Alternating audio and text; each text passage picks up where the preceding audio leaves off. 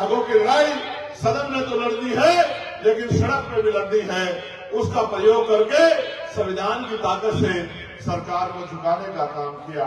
मैं महाराष्ट्र की तरफ देखता हूं तो महिलाओं को देखता हूं कि वो घर चलाने के लिए पुरुषों के बराबर काम करती है।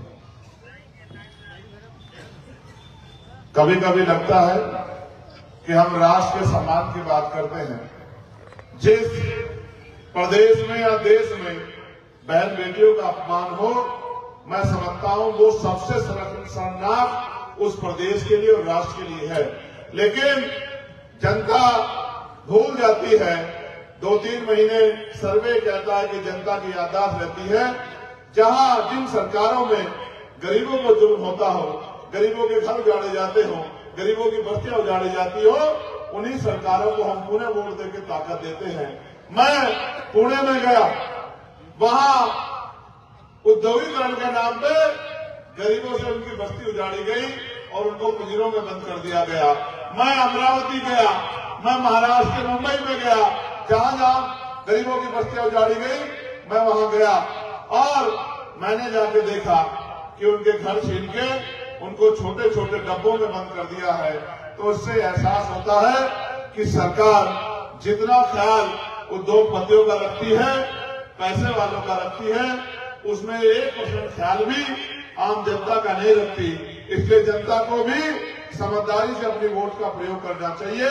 और मेरा विश्वास है कि इस बार आप अपनी एक एक वोट का इस्तेमाल इन निकम्मी सरकारों को सबक सिखाने के लिए और इनके झूठे गठबंधनों को वोट की चोट से मुंहतोड़ जवाब देने के लिए करोगे और आप अपने बीच के साथियों को ताकत देने का काम करोगे। मेरे पास समय की कमी है, मेरे सम्मानित भाइयों बहनों, मेरे पास समय की कमी है। मुझे कल फिर प्रचार में लौटना है, लेकिन मैं क्या कह सकता हूं, जनता को फैसला करना है। आप अगर चाहो तो आपके बीच के नौजवान आपके क्षेत्र की सेवा करने के लिए सड़कों पे मैदान में तो है, लेकिन असेंबली में भी आपकी आवाज बनने का काम कर सकते हैं अगर आपका सहयोग इनको मिल जाए। और मैं तो विश्वास दिला के कहता हूं कि हम दिल जीतने के लिए लड़ाई लड़ रहे हैं, चुनाव जीतने के लिए नहीं।